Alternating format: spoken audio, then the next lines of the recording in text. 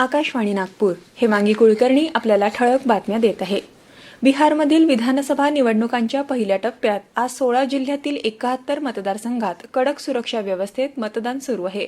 सकाळी 7 वाजतापासून मतदानाला सुरुवात झाली आणि संध्याकाळी 6 वाजेपर्यंत मतदान घेतलं जाईल। दरम्यान कर्नाटकात विधान परिषदेच्या 4 जागांसाठी आज मतदान होत असून संध्याकाळी 5 वाजेपर्यंत हे मतदान चालेल। कोविड प्रादुर्भावाच्या पार्श्वभूमीवर मतदान केंद्रांवर खबरदारीच्या सर्व उपाययोजना करण्यात आल्या आहेत।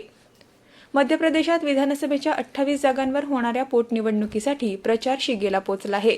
राज्यात 3 नोव्हेंबर रोजी मतदान होईल तर मतमोजणी 10 नोव्हेंबर रोजी होणार आहे।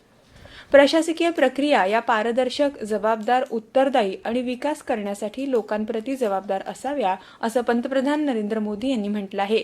काल सुरू झालेल्या दक्षता आणि भ्रष्टाचार प्रतिबंध या 3 दिवसीय राष्ट्रीय परिषदेचे उद्घाटन करताना मोदी म्हणाले की गेल्या अनेक वर्षात भारत भ्रष्टाचार अजिबात सहन न करण्याच्या धोरणाचं अनुसरण करत आहे।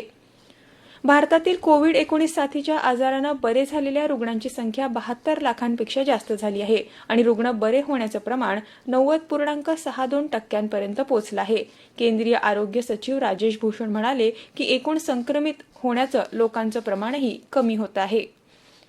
नागपुरात काल 330 कोरोना बाधितांची नोंद झाली आहे। त्यामुळे एकूण रुग्णसंख्या 94,233 इतकी झाली आहे तर 86,293 रुग्ण आतापर्यंत पूर्णपणे बरे झाले आहे। 4,855 ऍक्टिव्ह रुग्णांवर सध्या उपचार सुरू आहे।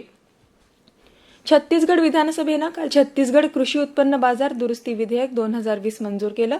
चर्चेनंतर सभागृहाने हे आवाजी मतदानाने विधेयक पारित केलं।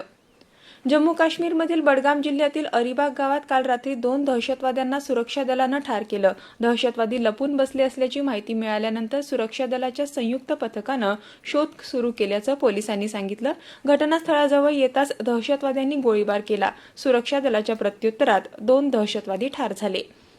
हात स्वच्छ धुणं, मास्क वापरणं आणि सुरक्षित अंतर पाळणं या त्रिसूत्रीचा अवलंब करा आणि सुरक्षित रहा।